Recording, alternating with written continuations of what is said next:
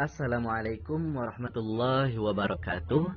Baiklah, pada pertemuan kali ini kita akan pelajari tentang vocabulary in context dan word questions. Vocabulary in context itu adalah pertanyaan yang ada di soal TOEFL yang menanyakan tentang kosakata yang berkenaan dengan konteks yang dibahas, gitu ya, tentang arti dari sebuah kosakata itu apa, gitu ya, sinonimnya, kata lain dari kosakata ini apa, gitu. Nah, itu namanya vocabulary in context. Dan kemudian nanti ada juga pertanyaan pada soal TOEFL yang berjenis where questions, yaitu menanyakan letak di mana sebuah topik itu dibahas, gitu ya. Jadi ada pertanyaan yang menanyakan sebuah topik dan jawabannya nanti tentang baris keberapa gitu yang ada di suatu bacaan. Nah, itulah yang disebut dengan word questions. Jadi nanti ada vocabulary in context, sebuah kosakata yang ditanyakan sesuai konteks, kemudian word question, pertanyaan tentang suatu topik ditanyakan di baris keberapa gitu ya. Kita langsung saja ke slide selanjutnya. Vocabulary in context. Kita lihat keterangannya. On the TOEFL test, pada soal TOEFL, you will sometimes be asked. Kita kadang-kadang ditanyakan to determine the meaning, untuk menentukan arti of a difficult word or expression, dari kosakata yang sulit atau ekspresi yang sulit ya. Jadi ekspresi atau kosakata yang sulit itu yang ditanyakan kepada kita apa sih artinya gitu ya. A word or expression, kosakata atau ekspresi that you don't know, yang kita tidak tahu gitu ya. Kosakata yang sulit lah gitu, yang kira-kira kita belum mengetahui sebelumnya gitu. In this case, pada kasus ini, the passage often gives you a clear indication. Jadi pada kasus ini sebuah bacaan itu sering memberikan kita petunjuk-petunjuk ya of what the word or expression means gitu. Tentang sebuah kosakata itu atau ekspresi menuju kepada pengertian apa gitu ya. Nanti ada indikasi atau petunjuk-petunjuk yang mungkin mengarahkan kita bahwa kosakata ini ternyata artinya ini mungkin adalah ini gitu ya. Jadi kita bisa memilih jawaban dari ABCD-nya itu gitu. Ya. Kita lihat di slide selanjutnya.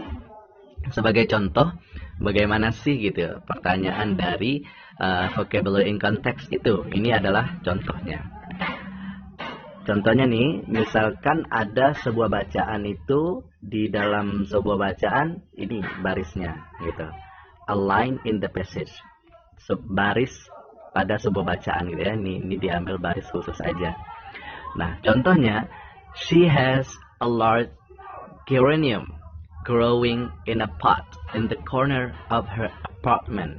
Jadi artinya dia perempuan mempunyai geranium besar ya, growing yang tumbuh, in a pot di dalam pot bunga, in the corner pada sudut, of her apartment, sudut apartemennya gitu ya.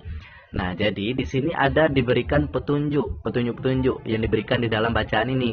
Pertama, petunjuknya adalah tumbuh ya kan, kemudian di dalam pot bunga lagi gitu ya, dan letaknya di sudut apartemen. Nah, ini sudah mendapat petunjuk kita. Ya, petunjuknya adalah tumbuh, kemudian dalam pot bunga. Berarti ini adalah sejenis tanaman gitu. Kita bisa mengira-ngira, dengan petunjuk ini kesimpulannya ini adalah jenis tanaman gitu ya, geranium itu. Nah, kita lihat pertanyaan, the questions. A geranium is probably which of the following gitu ya. Artinya geranium itu mungkin mempunyai arti sebagai berikut gitu ya. Itu pertanyaannya. Nah, yang mirip dengan arti geranium itu di sini apa? Gitu. Yang kira-kira menggambarkan geranium di sini itu apa? Itu yang kita cari. Coba kita lihat jawaban A, B, C, D. Jawaban A itu a sofa. Sofa itu ya sofa gitu ya. Kursi empuk gitu. Nah, kita lihat apakah sofa itu growing, tumbuh? Tidak. Kemudian apakah sofa itu di dalam pot bunga? Tidak. Kalau di sudut apartemen ya bisa jadi di sudut apartemen, namun dia bukan tumbuh dan tidak di dalam vas bunga gitu ya. Kemudian berarti jawaban A itu salah karena tidak sesuai petunjuk pada bacaan. Kemudian yang B, a chair, kursi. Kita lihat apakah kursi itu tumbuh? Tidak. Apakah kursi itu di dalam vas bunga? Tidak. Apakah di sudut apartemen? Ya bisa jadi di sudut apartemen, namun tidak tumbuh dan tidak di dalam vas bunga. Oke, berarti yang jawaban B juga salah. Kemudian jawaban C, a fish. A fish itu ikan. Ya, kita lihat petunjuknya. Apakah dia tumbuh? Ikan itu tumbuh? Tidak. Apakah ikan itu di dalam vas bunga? Ya bisa jadi dalam vas bunga. Tapi kan di dalam kebanyakan orang kan nggak ada meletakkan ikan di dalam vas bunga. Palingan di dalam akuarium. Berarti petunjuk kedua tidak benar. Kemudian in the corner of her apartment, di sudut apartemen, ya bisa jadi. Namun dia tidak tumbuh dan tidak di dalam vas bunga. Berarti jawaban C juga salah. Nah, yang D itu bacanya a plant, artinya tumbuhan. Nah, kita lihat benar nggak yang D ini tumbuhan, benar nggak jawabannya gitu. Kita lihat petunjuk yang pertama tadi. Petunjuk yang pertama adalah growing, yang tumbuh. Oke, tanaman kan tumbuh, ya benar. Kemudian in a pot, ya, di dalam vas bunga. Oke, tanaman kan ada di dalam vas bunga. Oke, betul. Kemudian in the corner of apartment, jadi di sudut apartemen, ya bisa jadi dimanapun diletakkan itu bisa sesuai gitu ya kalau tumbuhan ini. Nah, berarti yang D itu a plant, tumbuhan, sesuai dengan petunjuk yang tumbuh ini, ya, petunjuk pertama, dan juga sesuai dengan petunjuk kedua, dan sesuai pula dengan petunjuk ketiga. Berarti jawaban yang benar adalah D, gitu ya. Begitu cara untuk mengerjakan soal yang menanyakan vocabulary in context, gitu ya, menanyakan kosakata tertentu di dalam sebuah bacaan ini, gitu. Kemudian how to identify the question, bagaimana kita mengidentifikasi pertanyaannya. Nah, untuk mengidentifikasi pertanyaan dalam soal TOEFL itu, bahwa soal TOEFL yang ini nih gitu ya, termasuk menanyakan vocabulary gitu, menanyakan kosakata atau ekspresi tertentu gitu ya. Nah, mengidentifikasinya ya dari jenis pertanyaannya ini gitu. Kalau ada jenis pertanyaan seperti 3 ini, itu sudah tentu dia menanyakan tentang vocabulary atau ekspresi gitu ya, vocabulary atau expression tertentu gitu, menanyakan apakah sinonimnya, apakah bahasa lainnya gitu dari vocabulary atau ekspresi yang tertentu itu gitu. Nah, ini pertanyaannya, what is the meaning bla bla bla? Apa arti dari gitu ya, dari apa, kata apa gitu. Kemudian which of the following is closest in meaning to? Yang mana di bawah ini yang paling dekat artinya dengan titik-titik, dengan kata apa gitu ya. Kemudian titik-titik could best be replaced, bisa digantikan gitu ya, by which of the following? Ada kata-kata di bawah ini gitu ya. Jadi maksudnya ada vocabulary atau ekspresi di sini bisa digantikan dengan kata-kata di berikut ini gitu. Maksudnya kata-kata vocabulary tertentu itu bisa digantikan di jawaban A, B, C, D itu gitu ya.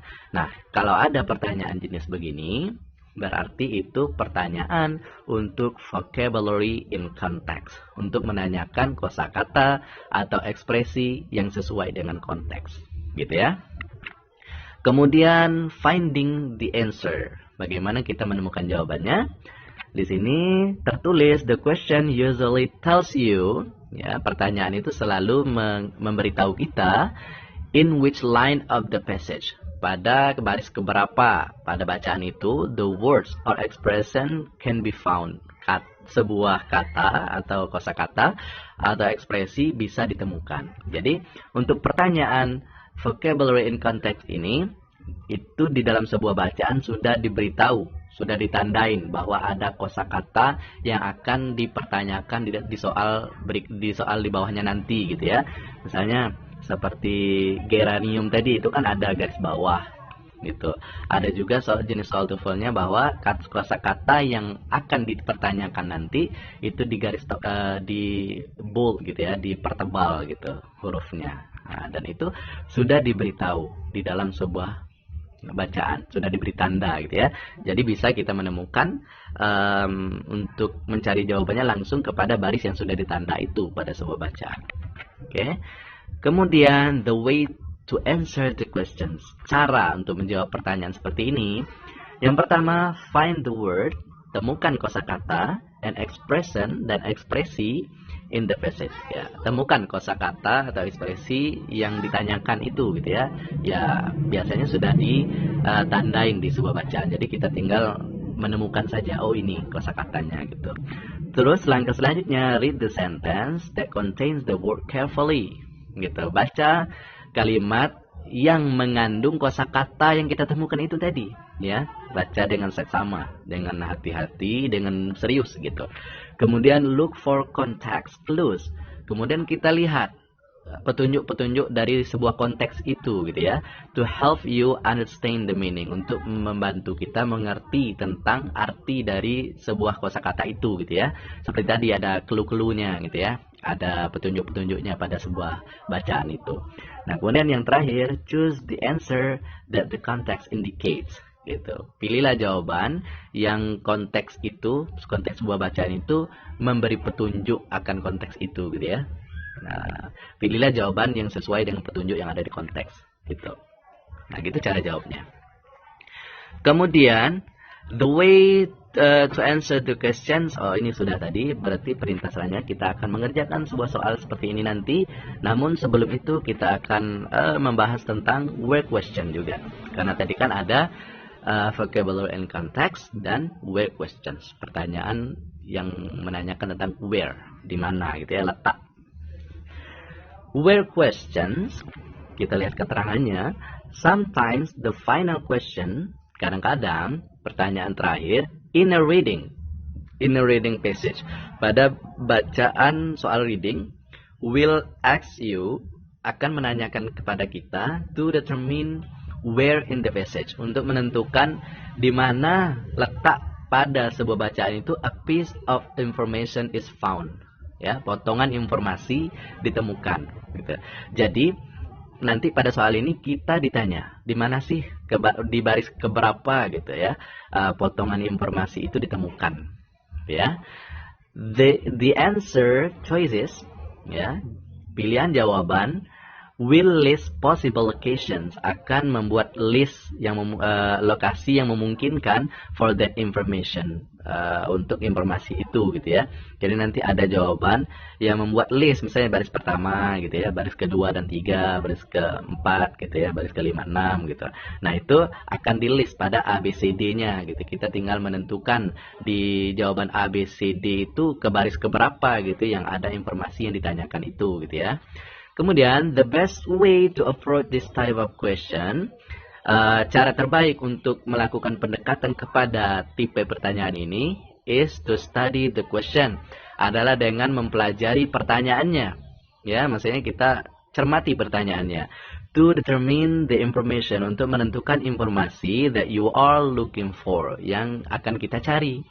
Ya, and then to go to the lines listed in the answers, ya, dan juga untuk menuju kepada list-list jawaban ABCD-nya itu, tentang jawaban yang tepat gitu ya, and skim for the information, dan kita baca cepat gitu tentang informasi yang kita dapatkan itu, di baris keberapa gitu ya, baca cepat. Nah, begitu, itu namanya where questions, yang menanyakan tentang letak ke baris keberapa gitu ya, potongan informasi yang dibicarakan. Kemudian di dalam soal ABC-nya itu, ABCD-nya juga menentukan lokasi barisnya, baris 1, baris 2, baris 3 gitu. Kemudian cara terbaik untuk melakukan mendekat kepada pertanyaan ini adalah dengan menentukan informasi yang akan kita cari. Kemudian juga kita lihat dari ABCD-nya di baris keberapa, dan kita langsung baca cepat informasi yang ada di sebuah bacaan. Begitu ya. Kemudian ini contoh, kita lihat example-nya, contohnya di sini. Ya, di sini kita coba baca.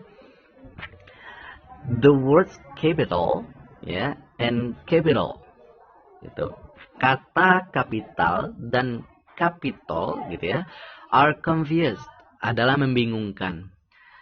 In spelling and in meaning, pada pengucapannya dan juga pengejaannya dan juga artinya gitu ya, gitu. By a lot of people, dari beberapa orang, who try to use them, yang mencoba untuk menggunakan kedua kata ini gitu ya. Jadi kedua kata capital dengan capital itu membingungkan antara pengucapannya dan artinya gitu ya. Both their spellings and their meanings are quite closely related. Jadi keduanya itu dari segi pengucapannya dan artinya itu sedikit agak berhubungan gitu, agak mirip gitu ya. Mirip kan penyebutannya capital gitu kan, mirip penyebutannya. Dan artinya juga capital kota, sedangkan capital tadi adalah lokasi daripada sebuah bangunan gitu. Ya. Jadi mirip. Itu agak susah untuk membedakannya. Jadi a capital, ya, capital itu adalah is the location of the center of government. Capital itu adalah lokasi dari pusat pemerintahan, gitu ya. While a capital, sedangkan yang capital itu is the actual building where the government officials meet. Adalah sebuah bangunan di mana pemerintah resmi rapat gitu ya. Tempat rapat pemerintah gitu ya, bangunan. Sedangkan kapital tadi adalah lokasi pusat pemerintahan, sedangkan kapital adalah bangunan tempat rapat gitu. Thus, oleh yang demikian itu gitu ya, in the United States, di Amerika, for example, contohnya, the Capitol building is located in Washington DC. Ya, bangunan Capitol itu terletak di Washington DC, which is the capital city of the United States. Yang mana Washington DC itu yang ada Capitolnya itu adalah sebuah kota besar di Amerika. Itu ya contohnya. Nah, jadi untuk menentukan kan sebagai contoh yang disebutkan di sini tadi ada capital dan ada capital juga. Jadi kadang mereka yang ingin menggunakan dua kosakata ini dalam pengucapannya dan mengartikannya itu agak susah karena dia mirip, gitu ya. Gitu. Nah, kita lihat pertanyaannya. The questions. Gitu ya. Nah, pertanyaan ingat tentang menanyakan letak informasi yang dibutuhkan gitu. Yang pertanyaan pertama, where in the passage does the author define the word capital? Gitu. Di mana letaknya pada sebuah bacaan itu yang pengarang bacaan ini, ya, pengarang cerita itu mendefinisikan arti dari kapital. Gitu. Mana sih?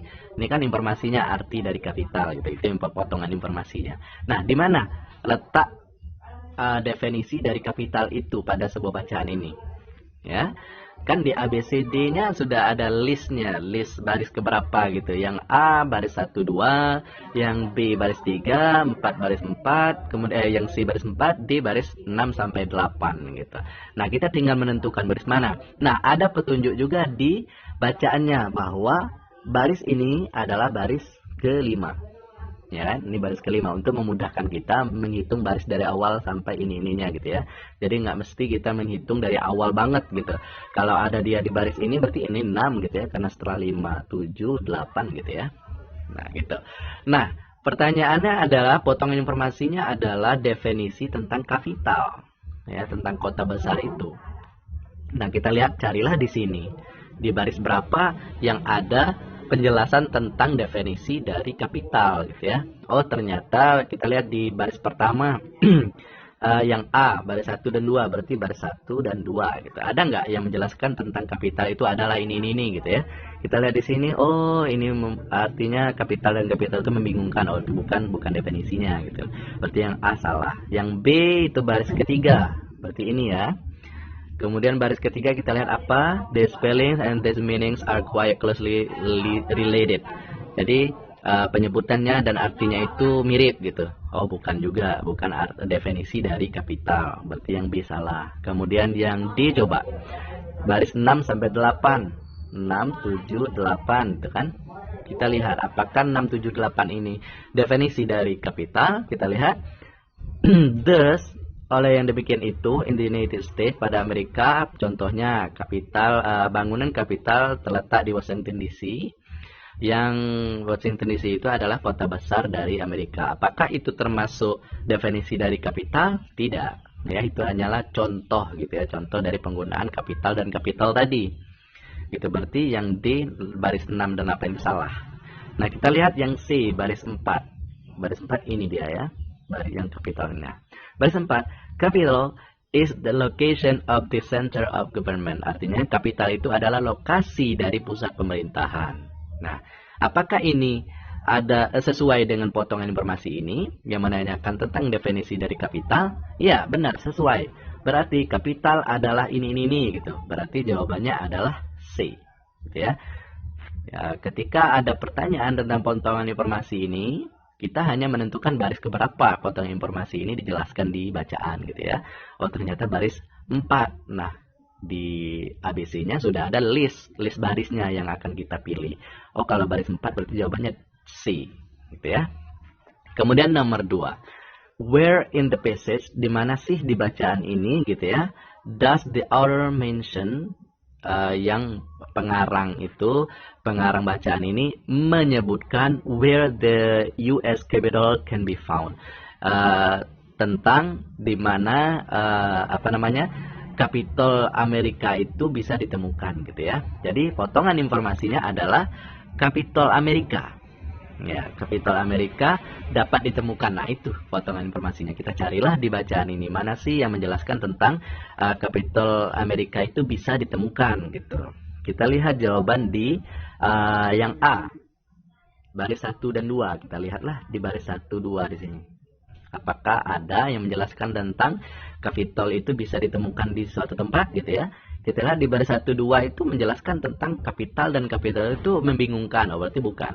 Terus line 3, baris 3 yang B. Kita lihat baris 3. Apakah benar sesuai dengan potongan informasi ini? Ternyata di sini bacanya their spellings and their meanings are quite closely related. Bahwa pengucapan dan artinya itu mirip. Oh, bukan tidak sesuai dengan potongan informasi ini, berarti jawabannya bukan B. Kemudian kita lihat yang C, baris 4 dan 5. Ini baris 4 dan 5. Apakah ini sesuai dengan potongan informasi ini yang menanyakan tentang letak Kapitol itu bisa ditemukan? Kita lihat Capitol is lokasi, Capitol is the actual building. Wah, berarti Capitol itu lokasi, pusat pemerintahan. Capitol adalah sebuah bangunan. Oh, berarti tidak sesuai dengan potongan informasi ini. Berarti jawaban C juga salah. Kita lihat jawaban D, baris 6 sampai 8. Ini 6, 7, 8. Gitu ya. Kita lihat potongan informasinya adalah menanyakan tentang Capitol itu bisa ditemukan di mana gitu ya. Kita lihat di sini baris 6. Thus, oleh yang demikian itu, in the United States, di Amerika, for example, contohnya, the Capitol building is located in Washington, gitu ya. Bangunan Capitol itu terletak di Washington DC, gitu ya. Nah, di sini potong informasinya menanyakan di mana sih, gitu. Capitol yang di Amerika itu bisa ditemukan. Nah, di sini dikatakan Capitol building is located, terletak in Washington DC. Berarti Capitol itu bisa ditemukan di Washington DC. Nah, berarti jawaban yang ada informasi ini yang sesuai, yang ada pada bacaan itu adalah berada pada baris 6 sampai 8. Berarti jawabannya D. Ya, jawabannya D. Line baris 6 sampai 8. Nah, begitu cara untuk mengerjakan soal where question ini. Gitu ya. Kemudian identifying the question, bagaimana kita mengidentifikasi bahwa soal seperti ini adalah soal yang menanyakan tentang letak baris gitu ya, di mana gitu, letak baris informasi gitu. Nah, cara mengidentifikasinya cuma satu, yaitu pertanyaannya yang ada kata where. Ya, di mana gitu ya, where in the passage, di mana sih di dalam bacaan ini gitu. Kalau udah ada pertanyaan where in the passage, di mana dalam bacaan ini, berarti dia menanyakan baris, ya, baris keberapa gitu. Gitu, menanyakan baris keberapa tentang potongan informasi yang dipertanyakan, gitu ya. Kemudian finding the answer, bagaimana untuk menemukan jawaban. Nah, menemukan jawabannya adalah the question can be in any of the lines listed in the answers to the question. Jadi pertanyaan itu bisa jadi pada setiap baris yang di list gitu ya, pada jawaban A, B, C, D itu gitu ya. Jadi bisa jadi ada di pertanyaan ber-1, 2, 3, 4 gitu ya. Namun bisa kita temukan jawabannya yang sesuai dengan potongan informasi yang ada di pertanyaan gitu ya. Ya, betul ya. Jadi the question itu pertanyaan bisa kita temukan di setiap baris yang di list gitu ya, di jawaban dari pertanyaan. Jadi kita lihat aja A, B, C, D. Misalnya yang A baris 1 gitu, yang B baris 6 sampai 7 gitu. Kita lihat aja yang A baris 1. Oh, berarti kita lihat di bacaan yang baris 1 ada nggak gitu. Sesuai nggak potongan informasinya gitu. Kemudian yang B baris 7 sampai 8 misalnya. Langsung kita cari di bacaan baris 7 sampai 8 gitu. Pokoknya kita hanya mengikuti A, B, C, D-nya itu aja gitu. Kita temukan baris keberapa yang ada di A, B, C, D, langsung kita cari di bacaan juga menurut dari baris yang ada di A, B, C, D itu gitu ya. Itu maksudnya pertanyaan itu bisa berada di setiap baris ya, setiap baris yang di list pada jawaban A, B, C, D itu. Ya, the way to answer this question, cara untuk menjawab pertanyaan ini adalah yang pertama, choose a keyword or idea in the question. Yang pertama yang harus kita lakukan adalah pilih kata kunci atau ide ya pada sebuah pertanyaan ya. Maksudnya pilih itu kata kuncinya. Pilih yang ditanyakan itu informasi tentang apa gitu. Nah, itu yang kita lakukan. Yang kedua, skim the lines in the passage. Kita baca cepat pada sebuah bacaan itu that are listed, yang sudah di list pada A, B, C, D itu in the answers pada sebuah jawaban pada sebuah jawaban yang A, B, C, D itu to the question pada sebuah pertanyaan.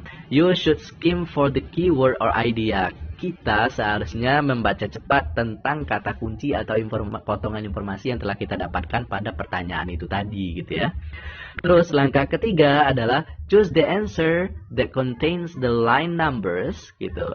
Pilihlah jawaban yang mengandung nomor baris ya, baris keberapa gitu ya, of a restatement of the keyword, tentang pernyataan ulang dari sebuah kata kunci dan ide dari pertanyaan yang kita temukan tadi gitu ya. Intinya caranya adalah yang terakhir ini kita pilih jawaban gitu ya, jawaban ke baris keberapa sih yang ada di A, B, C, D itu yang sesuai jawabannya, yang sesuai dengan potongan informasi yang kita dapatkan pada sebuah bacaan itu gitu ya. Paham ya? Begitu cara untuk menjawab pertanyaan word questions gitu ya. Nah, demikian dulu berarti udah selesai pembahasan kita tentang vocabulary in context, yaitu menanyakan tentang sebuah kosakata atau ekspresi yang mirip dengan arti apa gitu ya. Menanyakan arti sebuah kosakata atau ekspresi dengan kata lain gitu ya.